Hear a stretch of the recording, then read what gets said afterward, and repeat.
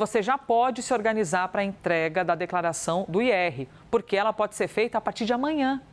Amanhã, que é dia 17, segunda-feira. Vamos conferir então o calendário e as novidades para declarar, tá bom? Temos aí uma arte para vocês. Ótimo, já apareceu aqui, já preenche tela e você consegue ver em detalhes, tá bom? Ó, entrega de 17 de março até o dia 30 de maio, beleza? Tá aparecendo ali no cantinho esquerdo. Mas a declaração pré-preenchida só será divulgada no dia 1º de abril, tá? Que é aproximadamente 15 dias. Entre as principais novidades deste ano, vamos aqui, agora na aba principal a gente vai lendo junto. Ampliação do limite de isenção para rendimentos tributáveis. A declaração obrigatória para mais situações envolvendo bens e investimentos no exterior, além de uma declaração pré-preenchida mais completa e mudanças no meio de pagamento e parcelamento. E há ainda, como novidade, a autorização para terceiros, porque será possível autorizar só uma pessoa física para acessar e transmitir a declaração. Beleza? Então, tem mudanças sobre isso também. Quem trabalha com declaração, os contadores, né? Toda essa galera especializada nisso está muito atenta a essas mudanças. Assim como a entrevista que a gente começa agora. Para falar sobre esse assunto e esclarecer algumas dúvidas, nós conversamos agora com a Jaqueline Maier, que é advogada tributarista. Então, pense em alguém inteligente. Olha, para entender... Para entender, Jaqueline, de questões tributárias, além de ter o conhecimento daquilo que já existe, tem de acompanhar todas as mudanças, aquelas vírgulas que às vezes, né, geram interpretações diferentes. Então, obrigada pela gentileza de estar conosco neste domingo. Eu que agradeço. Boa tarde, Elisa. Jaqueline, por favor, dessas mudanças que nós expusemos ali até na arte, o que você considera que é, eu não sei se mais importante, mas a que chama mais atenção, ou que pode, fique atento a isso aqui, que isso aqui pode reservar alguns errinhos. O que você destacaria? Olha, eu destacaria o aumento das hipóteses de obrigatoriedade. Porque várias pessoas que não estavam pensando que eventualmente seriam obrigadas a partir desse ano passaram a ser. Também é importante lembrar quem são essas pessoas, né? Todo mundo que tiver oferido renda superior a R$ 33.888, o produtor rural que vendeu, teve a sua produção superior a R$ 169.000, aquela pessoa que tem bens ou direitos e que mesmo que não tenha obtido renda em 2024, mas tenha bens ou direitos, imóveis, dinheiro em conta, enfim, no montante superior a R$ 800.000 também tem que declarar. Aquela pessoa que tem uma empresa no exterior no formato de trust tem que declarar. Então, a gente tem aí inúmeros casos que obrigam as pessoas a efetuarem a declaração. Então, por exemplo, quem oferiu renda variável, né, em ações, enfim, em montante superior a R$ 40.000, também é obrigado a informar. Eu acho que essa é a principal alteração das pessoas que são obrigadas e que até o ano passado não eram, né? Então é bem importante verificar se você está entre essas pessoas para que não haja o risco de deixar de transmitir a declaração, porque a não transmissão dessa declaração importa também em penalidade, que é de R$ 165 até 20% do valor do imposto devido. Então, é um montante que pode ser bastante expressivo. Esse último gancho que você nos traz, Jaqueline, sobre essas penalidades. Então, eu posso ter problemas com a Receita? Eu posso ter que tipo de problema quando eu não declaro o meu imposto de renda?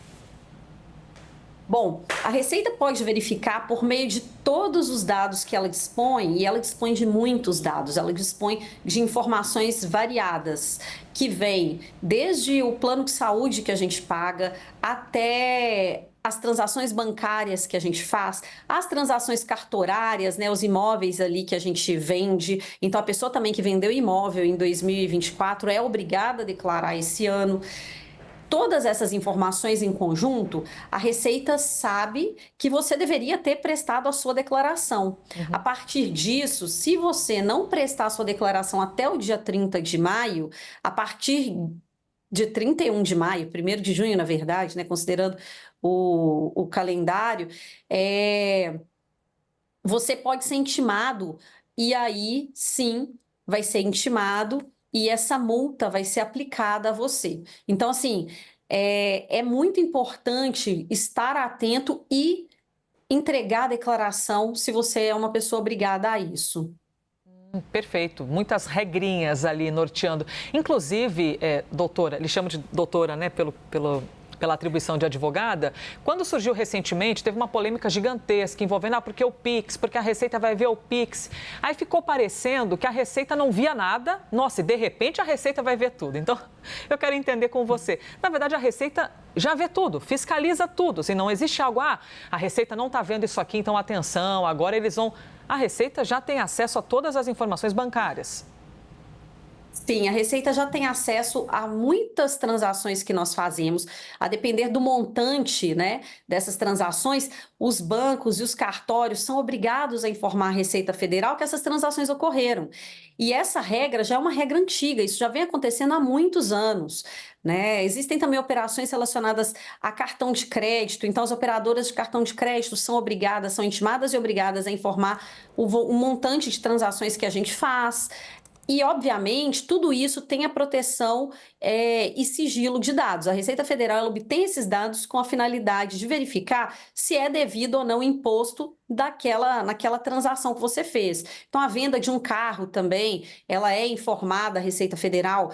E existem inúmeras declarações que são prestadas pelas próprias empresas. Então, como eu mencionei, né, os planos de saúde, eles são obrigados a informar a Receita Federal todos os pagamentos que lhes foram feitos, os médicos também, existe uma declaração específica para médicos e dentistas que informam todos os valores ali que eles receberam. E assim por diante, a gente tem um volume de informações concentrados dentro da Receita Federal enorme, e a Receita Federal já tem essas informações. As informações relativas a Pix, elas só seriam uma ampliação do número de informações que a Receita já tem. E se o Pix fosse eventualmente realizado via os bancos tradicionais, né, que são regulados pelo Banco Central, essas transações também já eram informadas. Então, naquele momento em que houve a polêmica do Pix, parecia que a Receita não tinha acesso a nenhum tipo de dado, como você bem disse, e agora passou a ter, o que não é o caso. Já tinha muitos dados em posse da Receita, porque essas obrigações que eu mencionei, elas já são obrigatórias há muitos anos. Por isso que informação é um grande tesouro, né? Porque às vezes quando a gente não tem informação exata, a gente cria às vezes uma interpretação e é até acometido por medo, receio, quando na verdade a informação está ali, se a gente tem acesso, a gente poupa uma parte do nosso estresse que às vezes é embasado em cima de questões que nem são verdadeiras. Declarando no primeiro dia, automaticamente é garantido o saque no primeiro lote? Quem é que tem prioridade nisso? Depende, tá? Depende. Um dos critérios é o quanto antes você declarar, antes você vai receber a sua restituição. Certo. Mas tem um ponto de observação. Existe uma prioridade de análise para alguns grupos. Então, por exemplo, qual é a ordem de prioridade? Eles vão pegar todo mundo ali que declarou no primeiro dia e vão verificar quem tem mais de 80 anos, quem tem entre 60 e 79 anos, quem possui algum tipo de deficiência, seja ela mental, motora, e também vão verificar quem fez a declaração pré-preenchida e optou pela restituição via Pix e quem fez a declaração pré-preenchida ou optou pela declaração via Pix. Lembrando que a declaração pré-preenchida só vai estar disponível a partir do dia 1º de abril. Então, até lá, a gente só vai ter o modelo comum de declaração, que não é a pré-preenchida. A pré-preenchida ela é muito vantajosa porque ela reduz muito os casos de malha fina. Então, por que isso acontece? Porque ela já vem com essas informações todas que eu mencionei, que todas essas instituições prestam à Receita Federal, e a Receita Federal já consolida e faz para você os lançamentos ali nesse modelo pré-preenchido. Cabe a você conferir, acrescentar um dado ou outro que a Receita não tem e que seja obrigatório ali informar e transmitir. Então, voltando à sua pergunta, eu tenho alguns critérios que são observados para definir quando você vai receber a sua restituição. Os lotes, eles são pagos sempre no último dia útil de cada um dos meses, que vai de maio até outubro. E se você tiver alguma inconsistência, algum erro no preenchimento da sua declaração, você vai para o final da fila. Então, isso também é muito importante. Não basta declarar no primeiro dia, não basta observar a ordem de prioridade, também tem que ser observado se a sua declaração foi corretamente prestada, tá certo?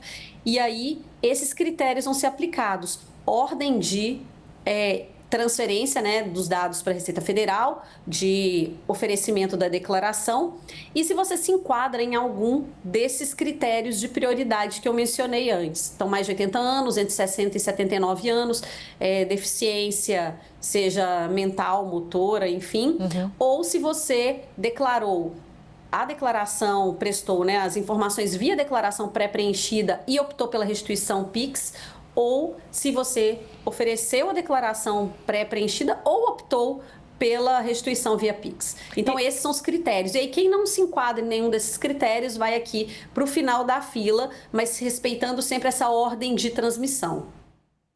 Fantástica. Olha, Jaqueline Maier, muito obrigada, hein? Eu imagino que a senhora, numa roda de amigos, durante esse período de declaração de imposto de renda, o que devem lhe fazer de pergunta, de tirar dúvida, acaba que o jantar fica monotemático com a sua presença, porque, né, é tão difícil isso compreender, aí tem a complexidade de entrar no site, na plataforma, fala com o contador. Então, todo mundo precisaria ter uma amiga como a Jaqueline Maier aqui, que nos dá a entrevista. Muito obrigada pela gentileza, de verdade. Posso fazer só uma última observação? Toda observação. Aquele aplicativo que a gente usava, que era o Meu Imposto de Renda até o ano passado, ele foi desativado. Então, quem quiser fazer a declaração pelo celular, vai ter que baixar o aplicativo novo da Receita Federal para fazer, tá bem? Então, essa eu acho que é uma informação bastante importante, porque tem crescido muito o volume de declarações que são transmitidas via celular. Ah, fantástica essa ressalva. Ó, inclusive, eu coloquei aqui Receita Federal. Já aproveitei enquanto a senhora está dizendo, já coloquei Receita Federal e apareceu aqui um aplicativo. Ó, serviços da Receita Federal na palma da mão e está ali obter. Ótima dica. Excelente, para que não tenha erro, né? Que já é complicado, ainda errar nesse meio do caminho é difícil demais. Muito obrigada, Jaqueline. Bom dia.